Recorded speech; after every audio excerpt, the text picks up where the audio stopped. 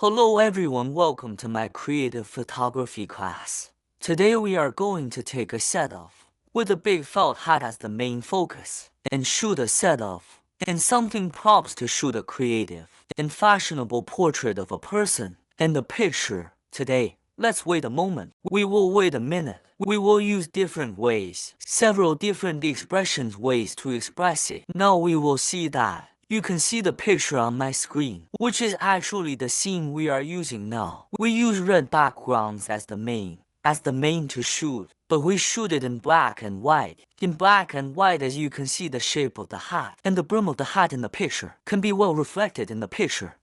So this is what we will shoot later. So shoot then. We will also explain to you step by step, when we want to get such a picture, what kind of details we should pay. The scene we are shooting now is with a red background. We use a red background as the main shooting background. The red clothes and red background and the black hat, when it comes to red, at that time in the black and white, will appear as a relatively dark gray. So the tone of the whole picture is mainly composed of deep gray. This is what we are shooting. Now what we are going to shoot. Of course, during the shooting process, we should remember the general lighting of our scene. The lighting is not too complicated, which is relatively simple and easy to use. We use front lighting. This light position, use a deep parabolic light parabola to illuminate the face of the character. Then when shooting from the side, use a reflector. Use a rice bowl light to add a little more light to illuminate the dark areas. Then there is another thing. We will have a light hitting the ceiling to create a slow reflection. When doing slow reflection, to increase the whole character and the environment to fill in the details of the dark part. This is the lighting we use when shooting. There are some things we need to note.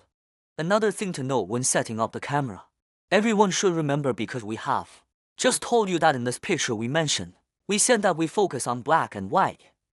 Our camera settings must be in black and white. We must use the black and white mode directly to plain light, daylight, night plate. Black and white mode. Of course, when we take a picture, we directly present the black and white visual effect.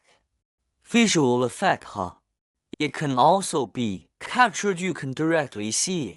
You can see a very intuitive. Still, the transition of black, white, and gray in the picture, the color including the background and clothes, will turn into a darker gray. The picture is in the form of a dark tone to reflect.